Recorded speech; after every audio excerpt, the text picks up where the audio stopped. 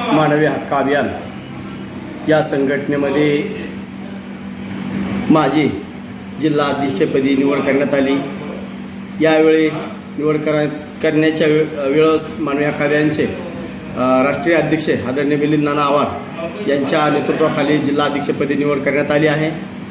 मराठवाडा अध्यक्ष, महाराष्ट्राचे अध्यक्ष आदरणीय गवाले भाऊ, रघुनाथ भाऊ, आनंद भाऊ व सर्वच महाराष्ट्रातील मानवी हक्क अभियानचे जिल्हा अध्यक्ष 2 दिवसीय बैठकीचं नियोजन होतं। त्या बैठकीमध्ये डॉक्टर मिलिंद आव्हाड यांच्या नेतृत्वामध्ये एक तळमळीचा कार्यकर्ता म्हणून माझी त्यांनी निवड केली व मला जिल्ह्याचं जिल्हाध्यक्षपद त्यांनी दिलं।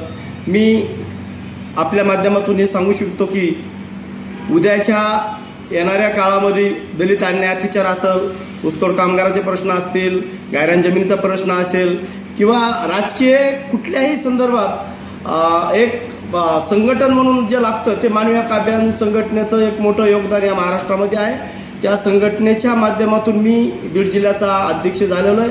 येणाऱ्या काळामध्ये पूर्णपैकी ज्या लोकांवर अन्याय अत्याचार होतो त्याच्या संदर्भात माझा मी लढा उभा करेल आणि लढा उभा करून लोकांना न्याय देण्याचं काम करेल व सर्वच बीड जिल्ह्यातील माझे सहकारी ज्यांनी की माझ्यावर विश्वास टाकून पूर्ण जिल्ह्यातल्या मानवी हक्क अभियान संघटनेच्या कार्यकर्त्यांनी माझ्यावर विश्वास टाकून मला त्यांनी जिल्हा अध्यक्ष करा म्हणून असं नानाला घोषित करा म्हणून सांगितलं व नानाच्या नेतृत्वाखाली माझ्या आज निवड करण्यात आली। एवढंच सांगतो आणि थांबतो। जय भीम, जिंदाबाद। काय धोरण असतील पुढील आपले? माझं पुढील धोरण एवढंच असेल की समाजावर ज्या ज्या वेळेस अन्याय होतो त्या वेळेस कुठंतरी एक पॉवरफुल जिल्हा अध्यक्ष किंवा एक संघटन मजबूत झालं पाहिजे।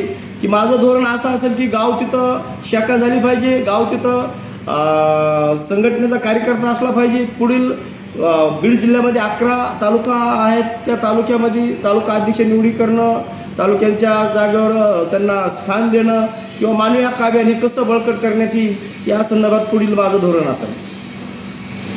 कर्मवीर एकनाथरावजी आव्हाड यांनी गायरान धारकाठी सर्वात मोठा लढा महाराष्ट्रात उभारलेला होता।